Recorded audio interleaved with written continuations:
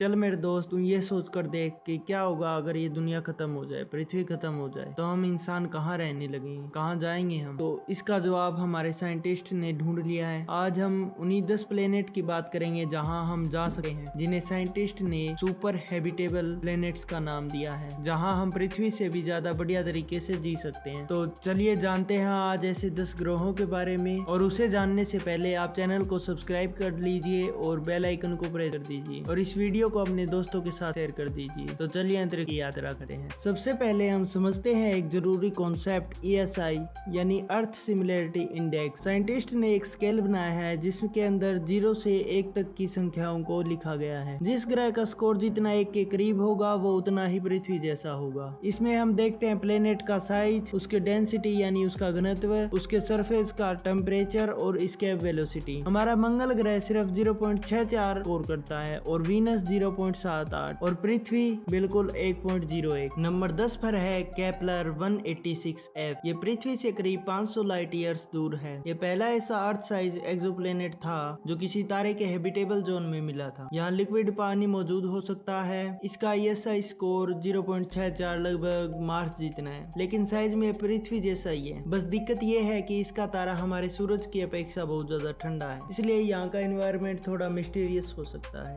तो नंबर 9 पर आता है बेहद दिलचस्प कैंडिडेट कोई 5750.01। 2020 में साइंटिस्ट ने एक स्टडी पब्लिश की जर्नल एस्ट्रोबायोलॉजी में, जिसमें उन्होंने 24 ऐसे प्लेनेट आइडेंटिफाई किए जो सुपर हैबिटेबल हो सकते हैं। ये वो प्लेनेट है जो ऑरेंज स्टार्स के चारों तरफ ऑर्बिट करते हैं। ऑरेंज स्टार्स हमारे सूरज से ज्यादा स्टेबल और लंबे समय तक जीवित रहते हैं। तो इन प्लेनेट्स पर हमें लाइफ डेवलप करने के लिए अरबों साल ज्यादा मिल जाते हैं, जो एक लंबा पीरियड होता है। नंबर 8 पर है ट्रेपिस्ट 1e। ट्रेपिस्ट 1 एक बेहद चर्चित स्टार सिस्टम है जो हमसे करीब 39 लाइट ईयर्स दूर है। इस सिस्टम में 7 रॉकी प्लैनेट्स हैं और उनमें से 4 हैबिटेबल। ट्रेपिस्ट 1e सबसे ज्यादा अर्थ लाइक है। ये ठीक हैबिटेबल जोन के बीच में ऑर्बिट करता है। नासा और ESA दोनों इस सिस्टम को लेकर बहुत ज्यादा सीरियस हैं। जेम्स वेब स्पेस टेलीस्कोप ने भी इस प्लेनेट पर एटमॉस्फेयर की स्टडी की है। तो नंबर 7 पर है वोल्फ 1061c।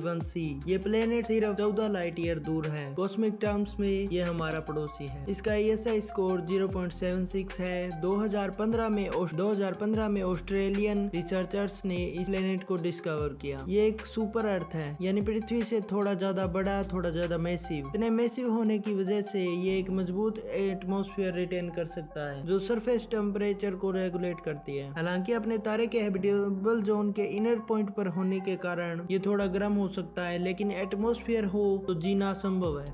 नंबर 6 पर है ग्लीज 667cc।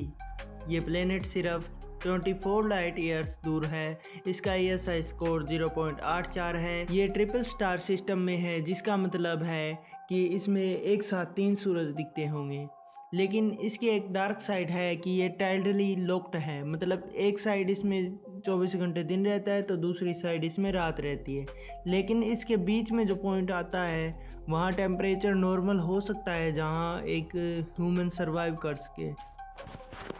नंबर 5 पर है वो प्लेनेट जिसे नासा ने खुद अर्थ कजिन का नाम दिया है, केपलर 452b। इसका ESI स्कोर 0.78 है। ये प्लेनेट एक तारे के चारों ओर ऑर्बिट करता है जो हमारे सूरज जैसा ही है। और सबसे कमाल की बात ये कि इसका एक साल हमारे साल से सिर्फ 20 दिन ज्यादा यानी 385 दिन का होता है। लेकिन ये प्लेनेट हमसे 1400 लाइट ईयर्स दूर है। लेकिन अगर वहाँ से कोई हमें देख रहा हो तो उसे सब कुछ बिल्कुल हमारे जैसा ही लगेगा। नंबर 4 पर है हमारा सबसे नजदीकी exoplanet neighbour Proxima Centauri B। इसका नाम तो आपने सुना ही होगा। ये सिर्फ 4.24 लाइट ईयर दूर है। स्पेस टर्म्स में ये लिटरली हमारा पड़ोसी है। इसका ESI स्कोर 0.87 है। ये प्रोक्सिमा सेंचुरी के हैबिटेबल जोन में ऑर्बिट करता है। अगर कोई फ्यूचर में इंटरस्टेलर मिशन पर जाए तो सबसे पहले यही आएगा। हालांकि एक प्रॉब्लम है, प्रोक्सिमा सेंचुरी एक रेड ड्वार्फ स्टार है और ये स्ट्रॉन्ग सोलर फ्लेयर्स इमिट करता है। उनसे बचने के लिए प्लेनेट को एक स्ट्रॉन्ग मैग्नेटिक फील्ड चाहिए। साइंटिस्ट अभी इस बारे में रिसर्च कर रहे हैं। नंबर 3 पर है केपलर 442b,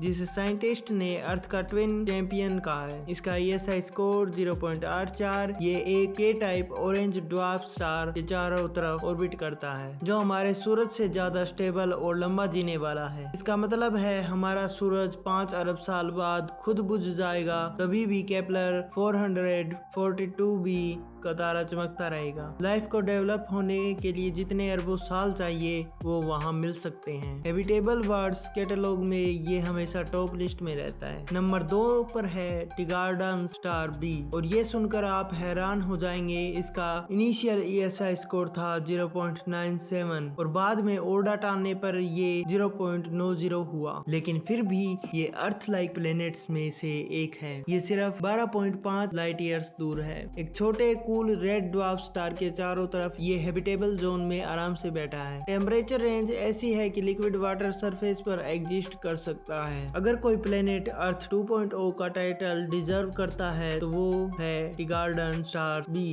और नंबर 1 पर आता है केपलर 438b। ये वो प्लेनेट है जिसका ESI स्कोर है 0.88, अब तक का किसी भी डिस्कवर्ड एक्सोप्लेनेट का सबसे ऊंचा स्कोर। 2015 में डिस्कवर हुआ। ये एक रेड ड्वार्फ स्टार के चारों तरफ ऑर्बिट करता है। इसका रेडियस पृथ्वी से 12% ज्यादा है। टेम्परेचर हैबिटेबल जोन में है। साइज ऑलमोस्ट अर्थ जैसा ही है। स्टार लॉन्ग लास्टिंग और स्टेबल है। हाँ, हमसे 470 लाइट ईयर दूर जरूर है, लेकिन वहाँ जाने का रास्ता मिले तो केपलर 438b वो प्लेनेट है जो न्यू अर्थ बन सकता। तो दोस्तों, ये थे वो 10 ग्रह जो पृथ्वी से भी बेहतर जीवन का घर बन सकते हैं। अभी हम इन तक पहुंच नहीं सकते, लेकिन जेम्स वेब टेलीस्कोप जैसी टेक्नोलॉजीज इन प्लैनेट्स के एटमॉस्फेयर को स्कैन कर रही है। तो हो सकता है कि हमारी अगली जनरेशन में इनमें से किसी एक पर लाइफ का साइन मिले, और शायद उस दिन इंसान अकेला नहीं होगा इस ब्रह्मांड में। अगर ये वीडियो आपको इंटरेस्टिंग लगी तो लाइक जरूर कर देना, दोस्तों के साथ शेयर करना और चैनल को सब्सक्राइब करना, क्योंकि अंतरिक्ष